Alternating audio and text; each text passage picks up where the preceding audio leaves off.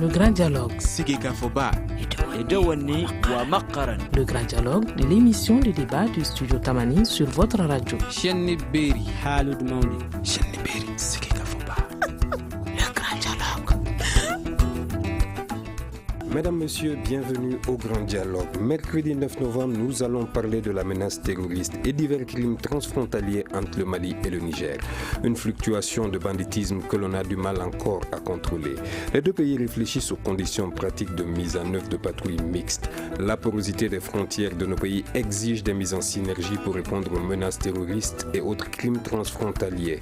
Est-ce qu'il existe un cadre d'échange entre le Mali et le Niger, mis à part le G5 bien sûr? La sécurité de l'un de nos pays influe-t-elle sur l'autre? Nos gouvernements ont-ils les moyens d'endiguer le phénomène? Comment renforcer la sécurité et la stabilité régionale sur ces questions liées au terrorisme? Pour nous éclairer sur ces questions avec nous sur ce plateau, Cheikh Amadou Diouara, journaliste indépendant, enfin il sera avec nous très bientôt. Maître Abderrahmane Touré, analyste et avocat, sera également avec nous. Brahima Touré, le professeur en sociologie à l'université de Bamako, il est sur ce plateau avec moi. Murtala Mahamadou, journaliste nigérien, il est du journal La Griffe, il sera en ligne avec nous. Je suis Ousmane Diadje Touré pour vous présenter cette émission qui est mise en onde par Petingiara. Le grand dialogue. La porosité des frontières de nos pays exige des mises en synergie pour répondre aux menaces terroristes et autres crimes transfrontaliers. Pour le Mali, la gestion des frontières constitue un des enjeux majeurs pour la sécurité nationale, mais aussi l'ensemble des pays du Sahel.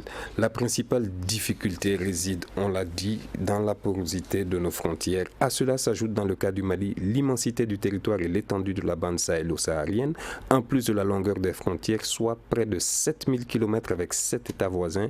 Le contrôle devient à cet effet un véritable parcours du combattant. Professeur Touré, dites-moi, est-ce que c'est évident, c'est facile de contrôler des frontières avec 7 pays, près de 7000 km qu'on partage avec d'autres? Vous l'avez déjà dit, c'est extrêmement difficile. Et c'est là, depuis dans les années 2010-2011, l'ancien président du Mali l'avait déjà évoqué. Il avait fait plusieurs tournées dans ce sens, on le voyait. Mais en son temps, soit il n'avait pas été bien écouté, ou bien on ne l'avait pas pris tellement au sérieux. Mais aujourd'hui, nous vivons une situation qui avait été déjà évoquée auparavant. Merci beaucoup, Maître Touré. À présent, je m'adresse à Murtala Mahamadou. Il est journaliste du Niger, du journal La Griffe plus exactement. Est-ce que c'est bien cela? Oui, effectivement. Merci donc de participer au grand dialogue du studio Tamani. Dites-moi, quelle est l'ampleur de l'insécurité sur la bande frontalière Mali-Niger aujourd'hui?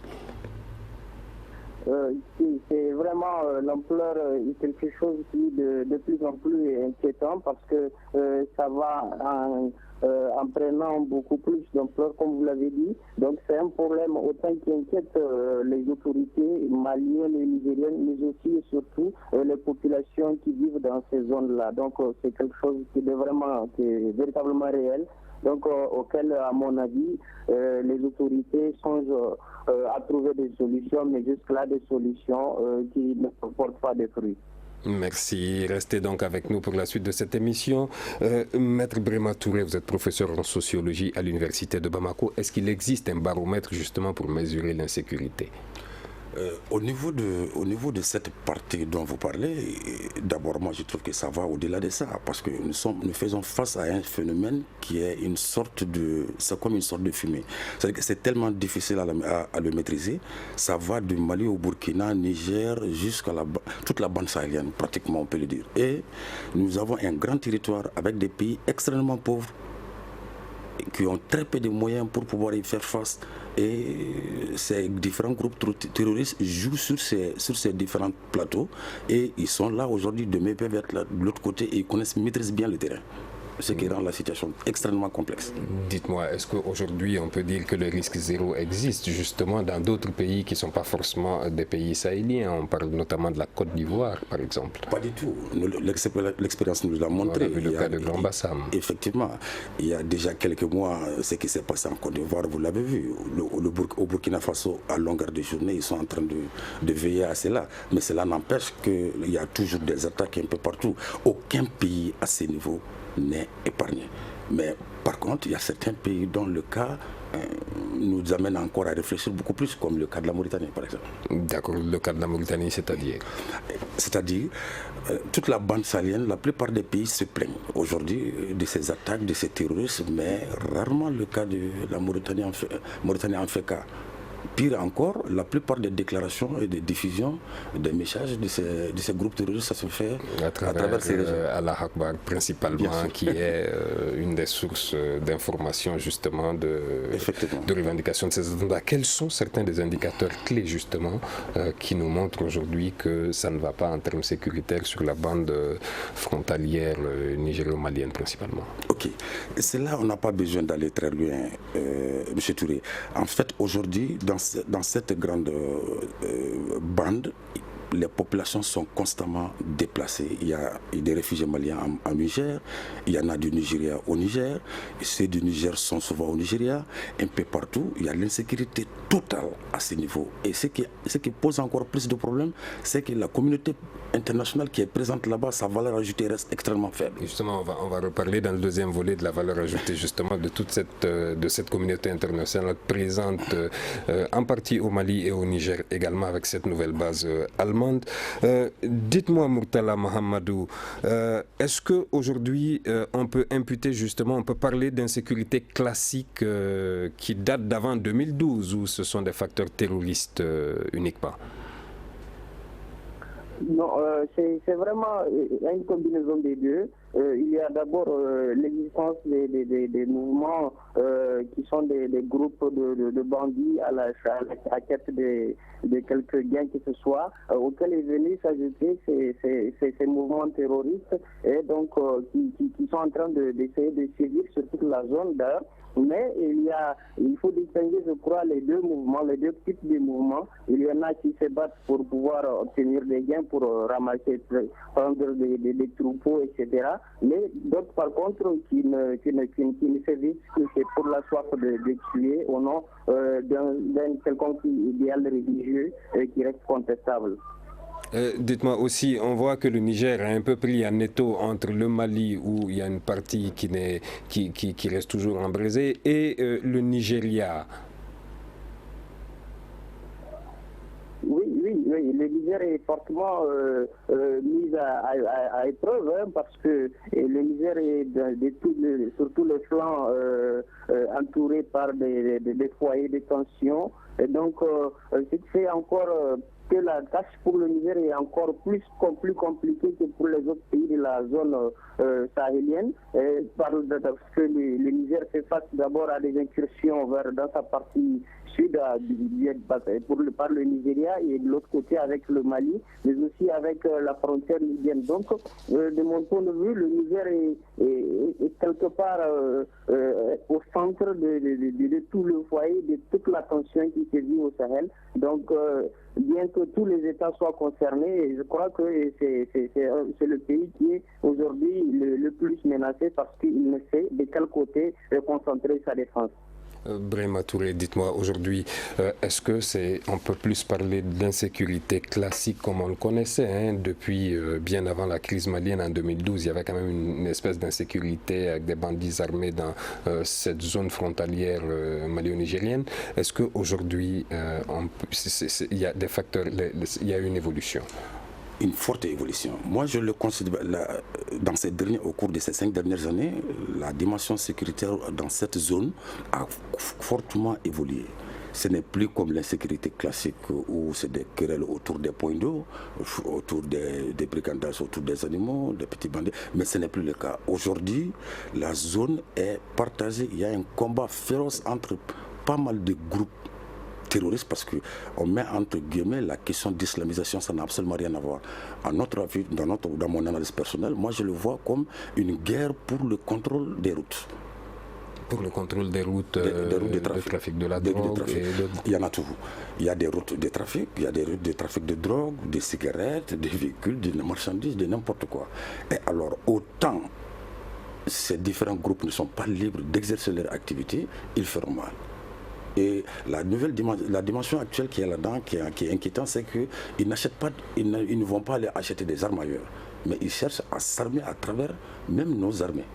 Et c'est ce qui est très grave. comme ce qui se passe dans ces derniers temps. C'est-à-dire qu'ils ne cherchent pas à avoir des armes à travers d'autres pays ou bien au-delà des mers, non. Non, il n'y a plus de trafic d'armes. Justement, dans la zone. à partir de la dislocation de ce pays, la débandade de la Libye, et toutes les armes qui ont été dispersées un peu partout entre le Niger et le Mali, et ainsi de suite au Burkina. Donc on profite pour récupérer des armes par rapport à ces armes-là. Et au-delà, ils essaient aussi d'attaquer nos checkpoints, nos différents camps militaires pour s'armer. Alors comment expliquer donc que le Mali a été occupé, les 2/3 du territoire ont été occupés pendant un certain temps, hein, et par contre d'autres pays tels que le Niger ont échappé à cela? Ok, ce phénomène, il y a une explication. Vous savez, cette territoire du Mali, là où, la partie qui avait été occupée à l'époque en 2012, d'abord c'est une partie qui est extrêmement difficile à contrôler. On peut mettre 2 fois le nombre actuel de l'armée malienne, ils ne pourront pas les contrôler. Il faut avoir d'autres moyens vraiment beaucoup plus sophistiqués, ainsi de suite, et une armée qui est entraînée autrement que par le système classique. C'est-à-dire que nous ne sommes plus dans le système classique des armées où les armées vont se faire face.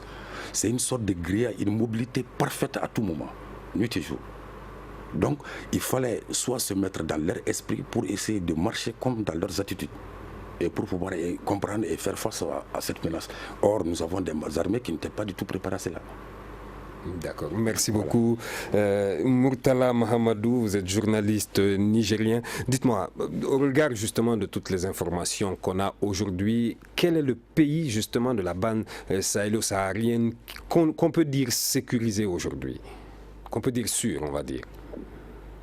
Oui, disons, dans l'absolu, on peut pas nommer un pays de la zone sahélo-saharienne qu'on peut estimer être à l'abri de toutes ces menaces, mais on peut peut-être dans une moindre mesure penser qu'il y a d'autres qui sont beaucoup plus fragiles que les autres, et c'est vrai. Et donc parmi les États qui sont, je pense, beaucoup plus fragiles, il faut citer le Niger, le Mali, dû aussi surtout à l'immensité de leur territoire et aussi à l'impraticabilité quasi absolue de l'essentiel de ces territoires. À cela, il faut ajouter peut-être les moyens quelque peu dérisoires dont disposent ces États pour faire face aux dépenses sécuritaires, mais aussi au fait que les armées nationales soient plus ou moins faibles.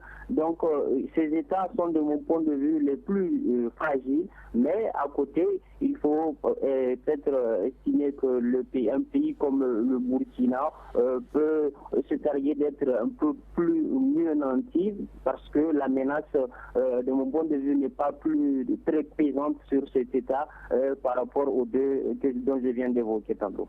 Alors, que dire donc du cas de la Mauritanie, hein, qui est en plein sur cette bande sahélo-saharienne, mais qui connaît très peu de soubresauts sécuritaires? Oui, la Mauritanie, bien évidemment, mais le cas de la Mauritanie, il reste un cas qu'il faut analyser peut-être avec d'autres lunettes, d'autres façons de regarder les choses. Parce que la Mauritanie, bien que ce soit un État relativement fragile, mais qui jusque-là est quelque peu épargné par ces attaques. Donc à ce niveau, je crois qu'il faut mettre ça surtout à l'actif des forces armées mauritaniennes, qui sont quelque part, qui maîtrisent quelque peu mieux le terrain que les armées nigériennes et maliennes. Donc cette maîtrise du terrain et cette mobilité dont vient d'évoquer tantôt Maître, donc c'est peut-être cela qui a joué quelque peu à la faveur de la stabilité ou bien de la relative stabilité de l'État mauritanien. Merci beaucoup. Quelques secondes de pause, nous reviendrons continuer cette émission. Vous écoutez Studio Tamani, votre avis nous intéresse. Écrivez vos commentaires et suggestions sur la page Facebook et dialoguez avec nous. Studio Tamani, c'est aussi les réseaux sociaux. Merci de rester connecté au studio Tamani. Vous suivez le grand dialogue qui parle de l'insécurité sur la bande frontalière Mali-Niger. Sont avec moi sur ce plateau Murtala Mahamadou, journaliste nigérien. Il intervient au téléphone. Brema Touré, il est professeur en sociologie à l'université de Bamako. Merci messieurs. Brema Touré, dites-moi, aujourd'hui on a vu l'opération Bourkane, qui était une opération, pas Barkhane, mais Bourkane, qui était une opération conjointe entre les forces mauritaniennes, les forces maliennes et l'opération Barkhane pour essayer justement de sécuriser la bande frontalière Mali-Mauritanie. On a vu qu'elle a donné des résultats. Est-ce qu'on ne peut pas avoir un cadre de collaboration de ce genre justement hors justement du système G5 avec le Niger? Cela est possible, mais ce qui a eu lieu à ce niveau me paraît un peu faible comparativement à toute la bande sahélo-sahélienne. Vous partez de l'opération dans la forêt de Ouagadougou. Non, l'opération Bourkane qui s'est déroulée à Tombouctou il y a encore une semaine. Celle qui a eu lieu. C'était une opération conjointe avec les forces armées mauritaniennes, les FAMA, les forces armées maliennes, donc, et l'opération Bourkane. Effectivement, ces genres d'initiatives sont vraiment salutaires. Il y a eu des résultats assez probants, que nous saluons d'ailleurs de passage, mais cela dit, ça doit être multiplié, à notre avis. C'est-à-dire que c'est limité seulement entre la Mauritanie, le Mali et la force Barkhane. Bon, c'est insuffisant par rapport à tout ce qui se passe. Puisque, vous savez, ces éléments sont extrêmement informés. Comparativement à ce que les gens pensent. Est-ce qu'il faut transposer ce modèle-là justement dans le cas du Mali et du Niger? Pas de la transposer, d'élargir à mon avis. D'élargir me paraît être l'approche la plus bénéfique, quoi. Au lieu de Mauritanie-Mali, mais ça serait de Mauritanie, Mali, Niger et y compris Burkina.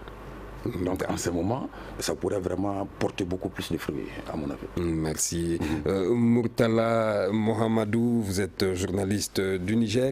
On a vu le 17 octobre dernier qu'il y a eu une attaque sur la prison de Koutoukale, qui était quand même considérée comme l'une des prisons les plus sûres. Au-delà de ça, il y a eu l'enlèvement de cet Américain, Jeffrey, son nom m'échappe quelque peu.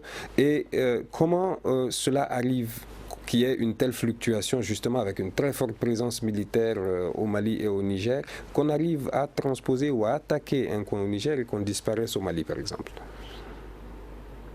Bon, écoutez, en fait, je ne pense pas que, contrairement à une certaine opinion, que toutes les attaques dont fait l'objet le Niger dans cette partie, que les assaillants viennent systématiquement du Mali. Non, bien au contraire. De mon point de vue, il y a des complicités au sein des populations, parce que, il faut le dire, tous ces mouvements ont trouvé des terreaux qui leur sont quelque peu favorables, la pauvreté, c'est tout ce qui va avec. Donc, c'est aussi une zone je disais tantôt, qui a été connue par le passé pour une présence de certains groupes qui s'adonnent à des razzias de part et d'autre des frontières. Donc ils utilisent les frontières comme une sorte d'arrière-base. Donc ce n'est pas automatiquement du Mali que viennent forcément ces assaillants, non. De mon point de vue, on peut attaquer la prison de Koutoukale qui est à quelques kilomètres de la ville de Niamey. Et donc pour trouver une arrière-base, on n'a pas besoin d'aller jusqu'au Mali parce que, bien que la frontière ne soit pas très loin, mais ce sont des groupes qui trouvent des refuges au niveau des localités parce que ce sont généralement des jeunes de ces localités et qui ont été embrigadés parce qu'ils sont assez relativement fragiles, donc qui ont été embrigadés et qui se retrouvent dans ces groupes armés. Et la collaboration de la population ne suivant pas, et on se retrouve à accuser à tort ou à raison la partie du Mali et pour dire qu'ils viennent de là et sans pour autant qu'on cherche véritablement à essayer à les identifier au niveau du territoire national nigérien. Merci. On a vu également le 30 octobre 2014 qu'un groupe armé avait attaqué la prison de Walam à 100 km au nord de Niamey et libéré plusieurs détenus. Oui, et aussi l'attaque de la prison civile de Niamey, en plein cœur de la ville de Niamey. En 2013, justement, la prison civile de Niamey qui avait été prise pour cible par un commando armé. Justement, est-ce que toutes ces commando armé. Merci beaucoup. Dites-moi, professeur Touré, quels sont certains des facteurs justement d'embrigadement de ces jeunes? il y a le facteur du chômage et de la pauvreté. Et ça, c'est le facteur déterminant. Autant que les jeunes sont si pauvres, il n'y a pas d'emploi, il n'y a absolument rien. Il y a une sorte de lassitude, je ne sais pas, c'est difficile à expliquer, qui fait que très facilement, ils tombent dans la main de ces terroristes. Certains sont utilisés comme des chauffeurs, certains sont utilisés comme des combattants, un peu partout. La pauvreté est un élément fondamental parce qu'il y a un manque d'emploi là-bas. C'est toute la banque, pratiquement, il y a très peu de projets, très peu d'actions de développement, il y a très peu d'usines. Par conséquent, les gens qui sont là, alors si on n'a rien à faire, quand la première occasion qui se présente, on en profite. Alors, est-ce qu'aujourd'hui, dans nos pays, il y a des dispositions spéciales justement pour empêcher les gens ou pour même sensibiliser les gens à ne pas aller vers justement le terrorisme? Ça, c'est le devoir des politiques. C'est le devoir des politiques, c'est aux politiques de travailler dans ce sens, de faire des planifications dans ce sens et d'essayer d'investir beaucoup plus dans ce sens. Vous savez, si vous voyez un peu l'exemple du Mali, par exemple, de Douanza jusqu'à Gao, en passant jusqu'au Niger, il y a certaines localités, souvent, les gens y passent des jours et des jours, il n'y a pratiquement rien à faire. On ne fait que prendre du thé, manger de la viande, et quand on devient pauvre, on cherche rapidement à se faire de l'argent, et après ça passe. Et tous les moyens sont bons pour se faire de l'argent. Et parce qu'il n'y a pas d'activité là-bas, pratiquement. Alors il faut impulser le développement de la manière qu'il faut pour les occuper davantage et faire en sorte que les gens puissent vraiment avoir d'autres occupations avec des moyens financiers pour avoir de quoi vivre. Merci. Murtala Mohamedou du Niger, dites-moi, est-ce qu'il y a des dispositions spéciales justement au Niger, par exemple, pour empêcher cette radicalisation de la jeunesse ou même que la jeunesse ait un penchant justement vers le banditisme armé? Non, pour l'instant, il y a quand même quelques petits projets de développement de moindre envergure qui essaient de faire le boulot, mais au niveau national, je crois, comme le disait tantôt, l'intervenant, c'est aux politiques d'impulser la dynamique.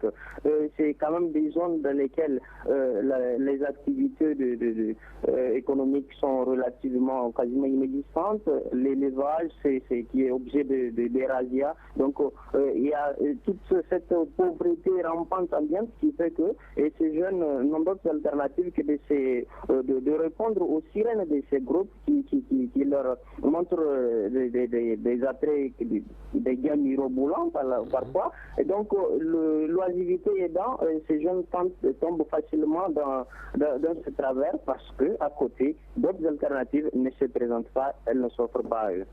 Merci. Professeur Touré, dites-moi, quelles peuvent être justement les conditions pratiques de la mise en œuvre d'une patrouille mixte entre nos deux pays?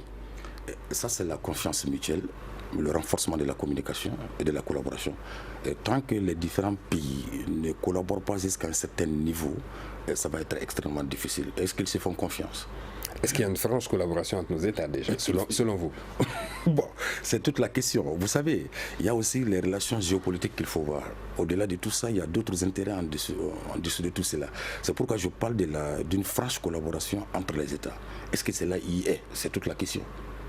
Puisque dans un premier temps, le Mali avait impulsé cette volonté de coopération, mais ça n'a pas tellement marché. Après, quand le problème est arrivé, on avait pensé au départ que le problème concernait le Mali, mais de nos jours, c'est l'ensemble des pays qui sont concernés.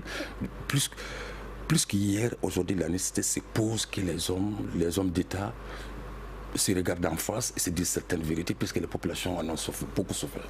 Et il faut que les États collaborent. On n'a pas le choix. Mais toute la question est que la communauté internationale qui est présente là-bas, qu'est-ce que celle-là a pu faire dans ce sens? Moi, c'est la question fondamentale que je me pose aujourd'hui. D'accord, merci beaucoup. Et dites-moi, aujourd'hui, est-ce qu'on a besoin d'un quelconque rouage juridique justement avec cette insécurité chronique dans toute cette zone? Est-ce qu'on a forcément besoin de rouage juridique entre nos deux pays pour pouvoir collaborer? Est-ce qu'on ne peut pas justement impulser quelque chose d'assez rapide pour sécuriser nos frontières? Là, je suis parfaitement d'accord avec vous parce que l'arsenal juridique, souvent, c'est extrêmement lent et très lourd. Mais il y a déjà la volonté. Les différentes communautés qui sont là-bas, ce sont des communautés déjà qui se connaissent depuis un certain moment. Donc, collaborer ensemble, ce n'est pas tellement un problème. Et ils peuvent aller dans ce sens puisque ce sont les États qui sont beaucoup plus en retard par rapport aux communautés. Et c'est ce que nos États, nos politiques doivent comprendre. Ils sont extrêmement en retard, très lourds. Et c'est ce qui fait que souvent, ce qui donne beaucoup plus de marge de manœuvre à l'ennemi, d'évoluer et aussi de faire beaucoup plus de mal. Il faut y aller. Pour le cas du Mali, il faut voir aujourd'hui, une des parties qui a fait que la sécurité a un peu diminué dans certaines localités, c'est parce que les communautés locales se sont levées. Ils ont commencé à collaborer. Et il faut qu'on aille vers ça. Mais aussi, souvent, je repose la même question encore. La question de la communauté internationale qui se pose là-dedans est une question fondamentale auquel il faut vraiment... C'est une question à laquelle je vais en venir tout à l'heure. Le temps de faire réagir Murtala Mohamedou, journaliste du Niger. Murtala, dites-nous plutôt, est-ce que aujourd'hui, qu'est-ce qui empêche justement nos deux pays de collaborer plus étroitement afin de surveiller nos différentes frontières et sécuriser nos populations?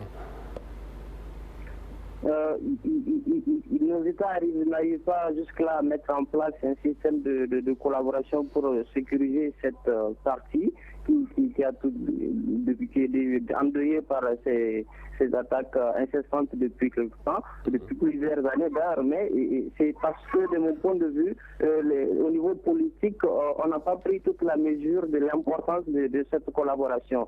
On sait quand on a des solutions qui sont unilatérales, d'une part le Niger qui fait des efforts dans sa partie et de l'autre côté le Mali qui essaie de faire des efforts également, mais cela de mon point de vue ne suffira pas et il faut qu'on aille vers la mutualisation des efforts parce que c'est quand même une frontière sur laquelle aucun des deux États n'a un contrôle absolu parce que c'est assez poreux, les populations vont et viennent comme ils veulent. Donc c'est plutôt une mutualisation des efforts des patrouilles mixtes à l'image de ce qui se fait avec le Mali et la Mauritanie, mais également à l'image de ce qui se fait entre le Niger et le Nigeria de l'autre côté. Donc c'est un modèle qui existe déjà, qui a été expérimenté par ces États et qu'on peut mettre en place, mais la volonté et l'orientation politique n'a pas encore été donnée dans ce sens et c'est ce qui fait défaut, c'est ce qui freine cette initiative de mon point de vue. Alors on a vu la création d'une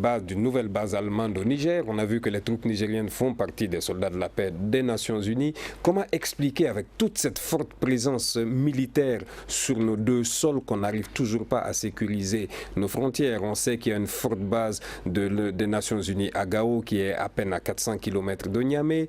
On sait qu'il y a la force Barkhane qui existe dans les deux pays. Comment est-ce qu'on n'arrive toujours pas? Comment expliquer encore qu'on n'arrive toujours pas avec toute cette forte présence militaire? Quelle est la plus-value justement de cette communauté internationale présente aujourd'hui?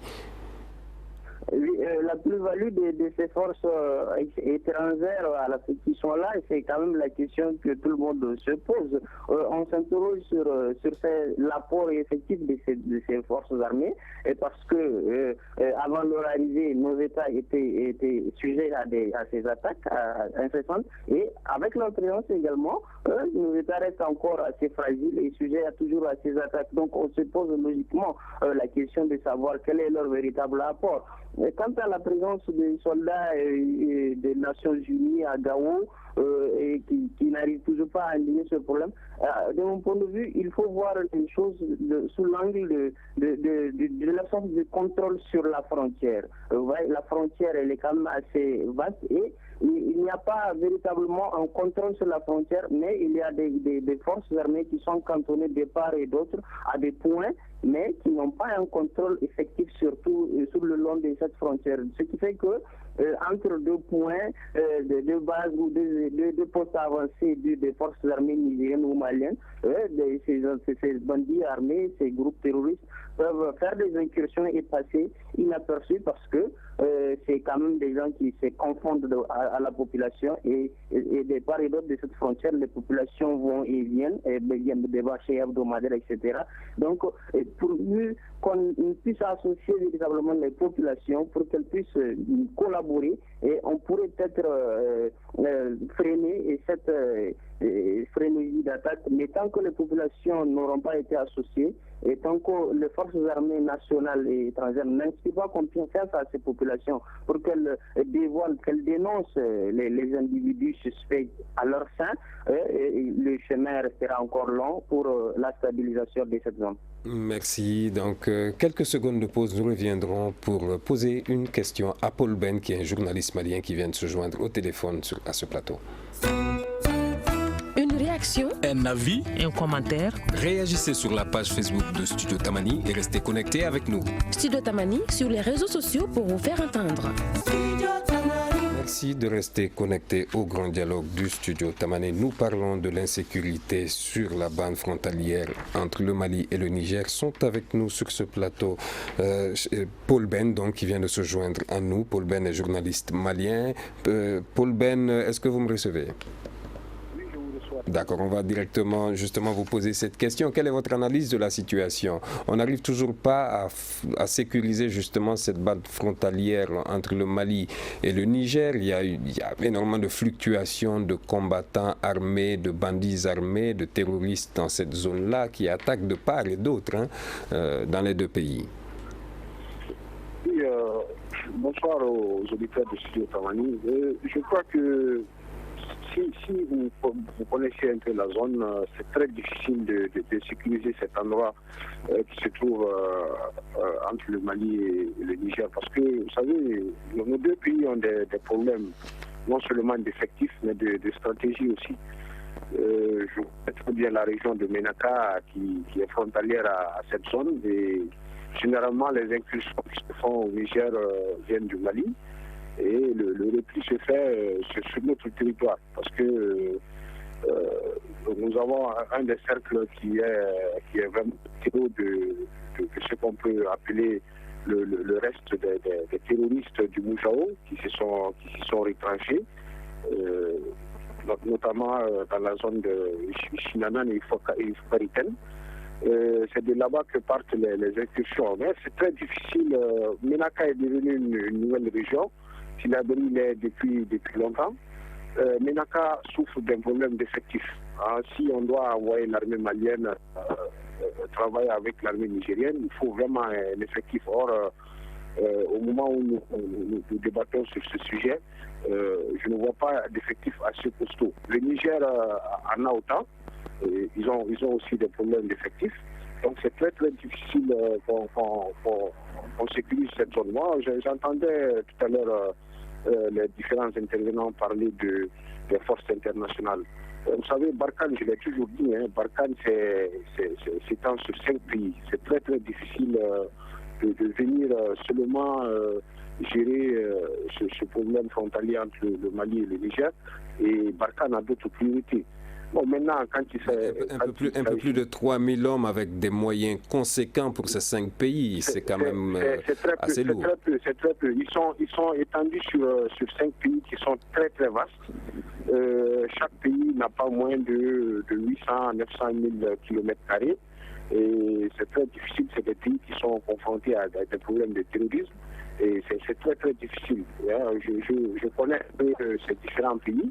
Et moi, je sais que vraiment, c'est très difficile. Il faut plus de moyens. Maintenant, par rapport à la force onusienne, vous dites qu'elle est basée à Gaouya. Il y a un contingent nigérien qui est à Ménaka, qui est à 80, 120 km de la frontière. Mais tout le monde le sait, depuis, la force onusienne n'est pas venue au Mali pour lutter contre le terrorisme, pour lutter contre les bandits armés. Donc vraiment de ce côté, il faut mettre l'administration ou les Nations Unies de côté.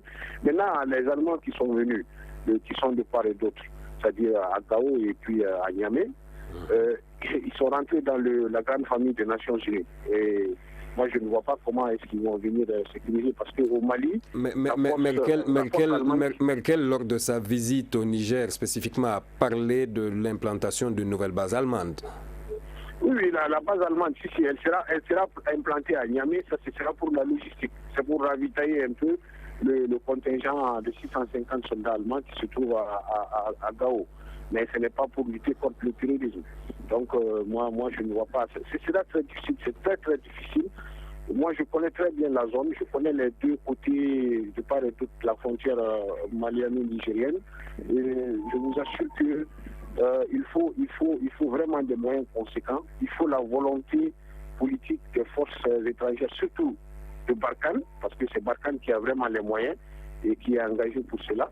Et c'est Barkhane qui dit qu'il lutte contre le terrorisme. Par exemple, dans la zone d'Ifokariten, dont je vous parle, à la frontière, on sait très bien que c'est là-bas où les terroristes sont réfugiés. C'est de là-bas qu'ils mènent les actions. Mais Barkhane a fait une visite de quelques jours à Ménaka, on les a vus. Ils ont fait une ou deux patrouilles avec l'armée malienne, mais ils ne sont pas arrivés dans la zone. On leur a expliqué que c'est là-bas qu'ils sont, mais bon, Barkhane, avec les moyens qu'ils ont, ils ont d'autres priorités. Mais Paul Ben, restez donc avec nous, le temps de faire réagir Brema Touré, sociologue, qui attendait beaucoup cette question-là, justement, de la forte présence de soldats étrangers sur le sol malien, mais aussi sur le sol nigérien. Bon, sur ce point, moi, s'il faut noter vraiment l'action de cette force Barkhane internationale avec les Nations Unies, je ne pourrais que leur donner vraiment... Paul Ben l'a spécifié, les Nations Unies l'ont dit moult fois, ils n'ont pas mandat pour combattre le terrorisme. On le sait, mais ils ont quand même mandat pour protéger la population. C'est ce qu'ils n'arrivent même pas à le faire sur le terrain.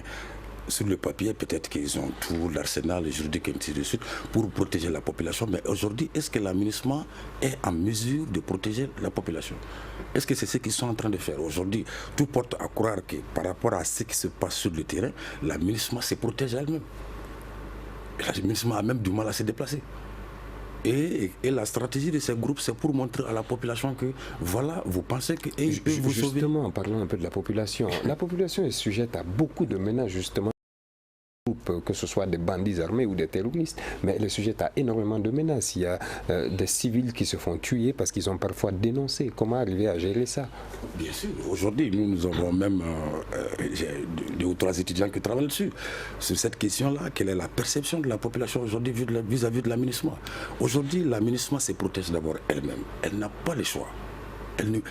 Aucune de ces actions nous montre sur le terrain qu'elle est là en train de protéger la population. Est-ce que c'est un problème de moyens? Non, ce n'est pas un problème de moyens. Peut-être que c'est un problème de mandat, le soi-disant mandat, qu'ils n'ont pas mandat pour lutter contre le terrorisme, mais au moins ils ont mandat pour protéger la population. Est-ce que cela se fait sur le terrain? Toute la question est là. En tout cas, par rapport à nos observations, ce n'est pas du tout le cas.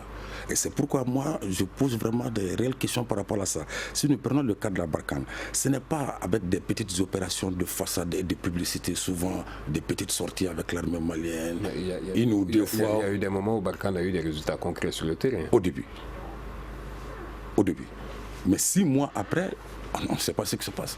Aujourd'hui, avec cet arsenal et tous les matériels qui est au nord, la question qu'on se pose est que fait Barkhane concrètement là-bas?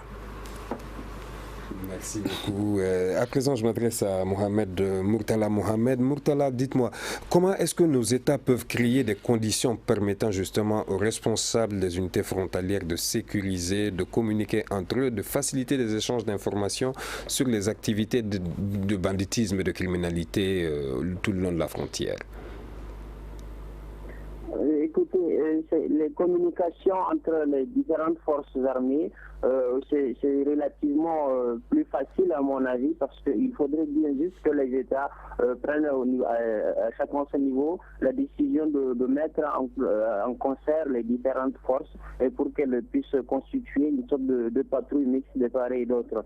Mais le véritable problème, ce serait d'amener les populations à collaborer, que ce soit la présence militaire, je dis, et qu'il y aura autour au niveau de cette frontière, tant que les populations n'accepteront pas de collaborer, et on aura du mal à atteindre les résultats. Et pour que les populations collaborent, il faut aussi que ces différentes forces puissent assurer la sécurité de ces populations. Parce que quand il y a un village qui dénonce un groupe armé au sujet à des représailles par la suite, donc vous voyez qu'il y aura que d'autres villages, d'autres localités auront du mal à leur emboîter le pas. Donc il faut d'abord que les forces armées puissent créer la confiance vis-à-vis de la population pour que ces populations puissent mettre à leur disposition des informations dont eux ils ont en leur possession pour qu'ils puissent les échanger et opérer. Et de l'autre côté, quand on parle des forces de la mission des Nations Unies, elle n'a pas pour mandat de combattre le terrorisme. C'est ce que je toujours décris, je dis. Pourquoi parler de protection de la population? De quoi est menacée cette population dans cette zone aujourd'hui? Ce qui menace cette population, ce sont ces différents groupes terroristes. Et si on n'a pas mandat de les combattre, alors de quoi protège-t-on ces populations? C'est la question que moi je me pose et à tout point de vue, je ne trouve pas de réponse. Si on ne peut pas les combattre les groupes terroristes dans cette zone, c'est qu'on ne peut protéger les populations parce que ce sont ces groupes qui constituent des véritables menaces sur ces populations. Merci beaucoup, Murtala. Paul Ben, vous êtes journaliste malien, correspondant de plusieurs médias allemands. Dites-moi, que doit faire justement cette population pour aider quand on sait qu'elle est sujette à des menaces et qu'elle est à risque si elle dénonce ces groupes-là? Oui, bon, écoutez, la population fait de son mieux. Hein. Moi, je suis à 90% de mon temps, je suis dans les zones de conflit, c'est-à-dire du Mali, et même au-delà. Et je sais que les populations font beaucoup de leur mieux. Le problème, c'est que leur sécurisation pose vraiment un problème. Moi, je me rappelle, il y a quelques mois à Ménaka, pour la recherche des objets volés par ces terroristes, ces bandits armés. Il y a deux gendarmes qui ont perdu la vie, et on a séquestré d'autres personnes, on a tué 3 autres, parce qu'ils avaient dénoncé, on avait retrouvé ces objets volés. Vous voyez un peu. Donc, moi, la MINUSMA qui dit qu'elle est là pour sécuriser la population, franchement, je vous dis, je suis très désolé la MINUSMA qui paye un lourd tribut justement avec plusieurs pertes en vies humaines. Oui, la MINUSMA, je m'incline devant la mémoire de ces soldats disparus, parce qu'ils sont quand même sous le drapeau, ils servent les Nations Unies. Mais il faut qu'on sache que la MINUSMA n'a jamais perdu de soldats dans les combats. La MINUSMA perd les soldats généralement quand ils se déplacent d'un point A à un point B. Et les terroristes qui sont informés de leur déplacement posent des mines ou des attaques. Ça, l'armée malienne en a subi aussi les conséquences. Alors, on a parlé du fameux chapitre 7 que les Maliens ont voulu. Aujourd'hui, on évolue avec ce chapitre 7 qui est un mandat. Oui, on est dans le chapitre 7, mais est-ce que ce chapitre 7 est plus offensif? On attend qu'il soit concret, justement. Il y a 3 mois sur vos antennes, je le disais, j'étais en débat avec Serge Daniel, je le disais, le chapitre 7, il a été voté, mais maintenant on attend qu'il soit concrétisé sur le terrain. On nous a dit qu'il faut plus de moyens, et moi j'ai dit qu'aujourd'hui sur le terrain, ce que je sais, ce que je vois sur le terrain, la MINUSMA a de moyens pour lutter contre le terrorisme si la volonté y est. Parce que vous avez aujourd'hui au sein de la MINUSMA les Allemands qui sont hyper équipés, vous avez les Hollandais qui sont hyper équipés. Avant même eux, les équipements qui sont partis sur le terrain, moi je les ai vus, je vois comment ils sont équipés. Il faut seulement la volonté. Merci Paul Ben. Merci Paul Ben. Brema Touré, dites-moi un dernier mot. Est-ce que c'est une fatalité finalement qu'on n'arrive pas à sécuriser nos populations de part et d'autre de la frontière nigérienne d'un côté, au Mali de l'autre côté? Pas du tout. C'est une question de volonté, tout simplement. Entre États, entre communautés, de collaborer ensemble. Mais pour ce qui concerne la force internationale, je crains que la MINUSMA ne soit pas victime de son propre mandat. Merci beaucoup. Murtala Mohamed, un tout dernier mot. Est-ce que c'est une fatalité que nos États n'arrivent pas finalement à sécuriser nos populations, de part et d'autre? Non, loin de là, il y a des moyens qui peuvent être mis en œuvre entre les deux États pour pouvoir aboutir à ces résultats. Mais si tant que la volonté au niveau plus haut sommet n'est pas manifestée, on aura du mal et les populations continueront à subir les affres de ces groupes terroristes. Merci beaucoup. Ceci met donc un terme à notre émission d'aujourd'hui. Ils ont été avec nous. Merci, monsieur. Il s'agit de Brema Touré, le professeur en sociologie à l'université de Bamako, Murtala Mohamedou, journaliste nigérien du journal La Griffe plus précisément, Paul Ben, journaliste malien, correspondant de plusieurs médias allemands. Nous nous excusons. Cheikh Amadou Diouara, journaliste indépendant, et Maître Abdraman Touré, analyste et avocat, n'ont pas pu être présents dans ce studio faute de calendrier. Cette émission a été réalisée par Ibrahim Arandja, mise en onde par Peting Diara, et Mamadou Diouara était à la régie vidéo. Merci, à demain pour une autre émission. Le grand dialogue. Le grand dialogue de l'émission de débat du studio Tamani sur votre radio.